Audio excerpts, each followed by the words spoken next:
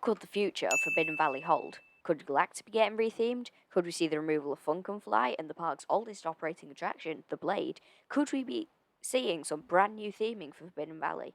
We have gathered loads of evidence for this, from spray paint markings, construction work, and straight up asking the park's divisional director. We'll get to that later on. So, for those of you who don't know, Forbidden Valley is an area at Alton Towers. Now, all these potential changes have come due to Nemesis getting retracked in 2024. This has led to many big changes in Forbidden Valley, such as the reopening of nemesis-sub-terra, and many other things that are expected to happen in the future.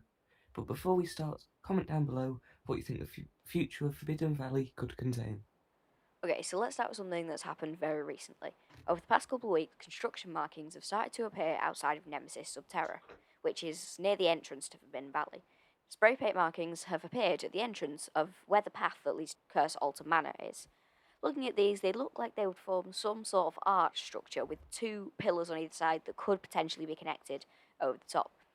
Potentially a new entrance sign to Forbidden Valley. In addition to this, the Sub-Terra extra queue has been removed. Now, I think this can be added and removed when needed, but essentially, when the ride reopened, there was this castle pen queue outside the main entrance. Some people might say this was just for the opening day, or it might have been intended to use as a pre-queue before the ride opens in the morning. Either way, it's currently not there.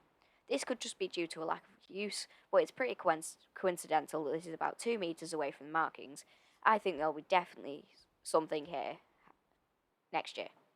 Next up, we have Galactica. To put it simply, this ride looks a bit of a mess. All the track is covered in grime and dirt, the station exterior is looking a bit of a mess with peeling stickers, and the inside of the station is no better.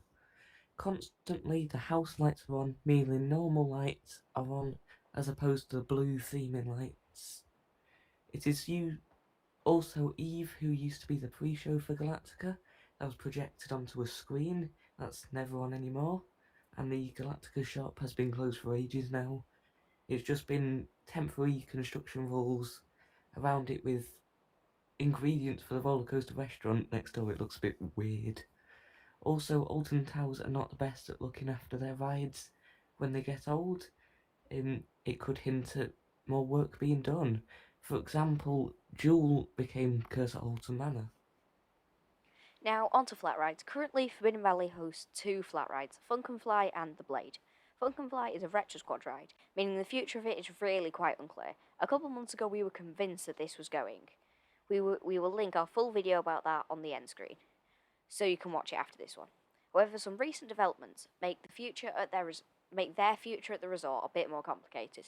We'll probably make a video about this soon, but realistically, if they were to keep it for 2024, I'm sure they would theme it to fit in better with Forbidden Valley and the new Nemesis. The other one is the Blade. This is the park's oldest operating ride, opening in 1980 in the now X Sector area of the park, and then relocated to its current state for the 1997 season. It is inevitable that one day it's going to stop working, and for a basic ride like this, it's really not worth putting that much effort into keeping it. I reckon that this will be gone within the next 5 years or so. Finally, we have what the park divisional director said about this. Recently, we went to the Your Experience Guide 13 Smiles event. As part of this, we had a Q&A with the park's divisional director, Bianca Sammut. For my question, I asked, will all the story grow further in terms of Nemesis and nemesis-sub-terra? Could we expect this to grow further to potentially include Galactica and some other future developments?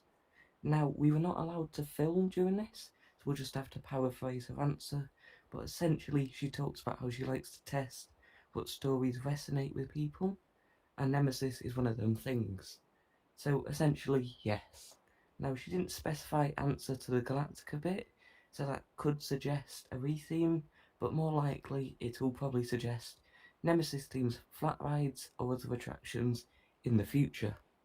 Anyway, I think that with the Nemesis retrack, nemesis-sub-terra, potential work happening to Galactica, and some future developments of flat rides and other attractions, I think that this is quickly going to become the best area at Alton Towers. Comment what you think, and we'll see you later. Bye. Goodbye.